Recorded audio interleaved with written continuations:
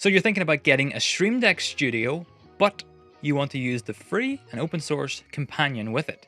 Is that possible? Well, yes it is. Let's dig into it in this video. Just a couple of things to keep in mind. This is pretty early days. The Stream Deck Studio just came out a few weeks ago, and I've really just tried to test it with Companion that was released a few weeks ago. So I'm sure some things will change in the future, but for now it works really well, and a lot of the features are already available to use. Elgato and Bitfocus did send over the Stream Deck Studio to take a look at and play with. However, they haven't told me to make any specific videos, mention any specific features, or really even make a video at all about it. I just thought I would take you through this and show you how well it works with Companion today. First up, a quick tour of the Stream Deck Studio.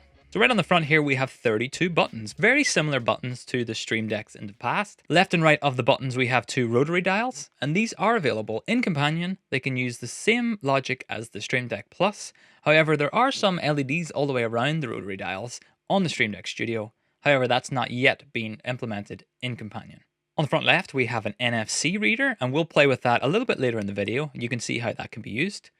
And on the front right, we have the USB for adding more Stream Decks, although that's not something I've personally got working just yet. There are two options for power and data for this. One is with a single cable. You can connect it up to a PoE switch, and through that switch you can send data back to Companion, and it shows up in the Services tab. I'll show that a little bit later. And the other way is to use USB alone. You can connect it up to a USB power source here, and then additionally a USB connection into your computer for the data.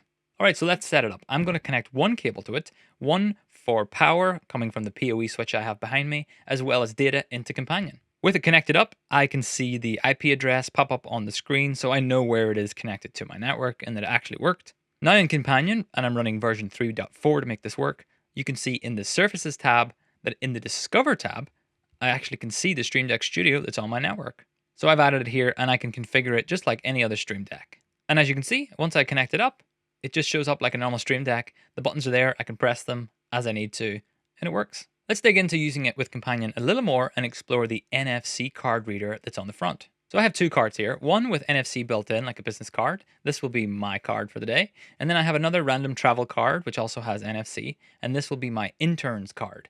So whenever one of us walks up to the Stream Deck Studio and scans our card, it will bring us to a specific page. That's the use case we're going to build out now. For this to work, I need to do a few things.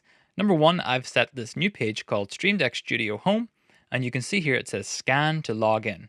And this will be a arrow pointing at the Stream Deck Studio's NFC reader. Next up, I can go into the Services tab, into the settings of the Stream Deck Studio, and you can see here that I can choose a variable to store the last read NFC tag. I've made this custom variable called Custom Studio Card NFC, and I'll just set that as the place that the variable will be stored to. All right, let's close that and go to the Variables tab, and you can see here I have that custom variable, and it currently has no value. Now when I grab the intern's card and place it up against the NFC reader, you can see the variable pops up. Whenever I take my own card, put it against the reader, you can see another variable pops up. So we can capture these variables and use them specifically for each of the users. All right, scanning the intern's card again, I'll just copy that and head into the Triggers tab.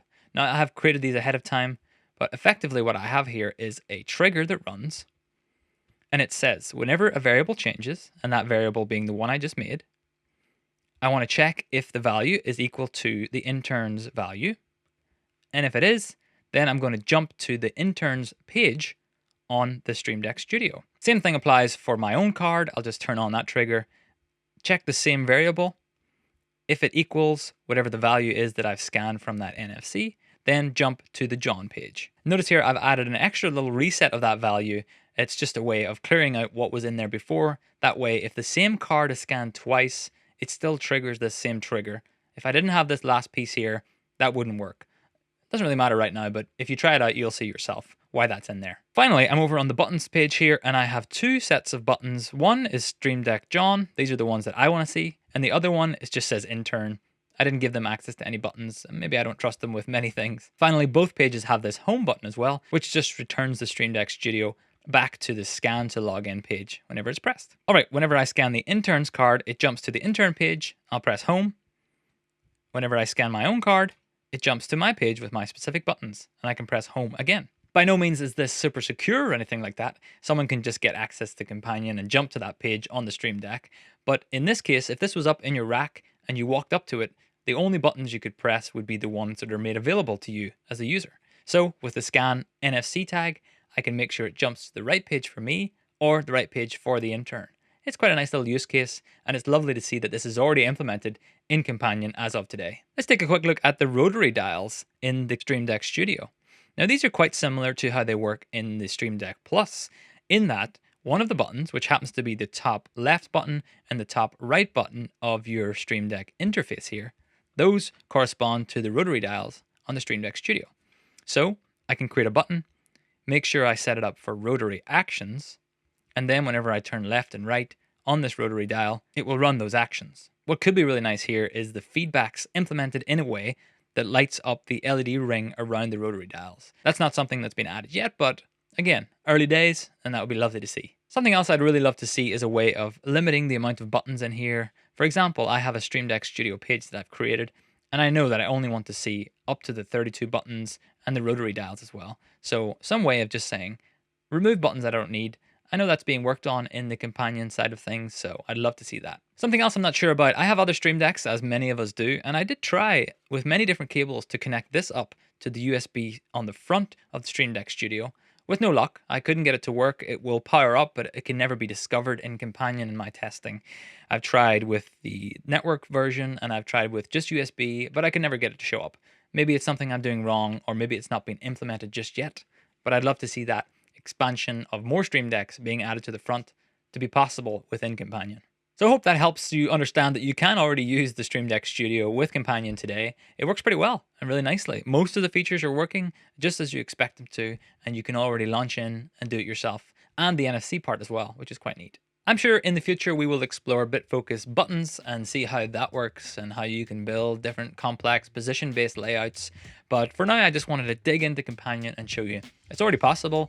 The team behind Companion have been working really hard to make this work basically from day one, so I'm quite impressed how well it actually works. Alright, if you have any questions about this device or any use cases you kind of want me to try out and make a video about, then I'm quite interested to hear. Let me know in the comments below. Otherwise, I'll see you in the next video. Bye-bye.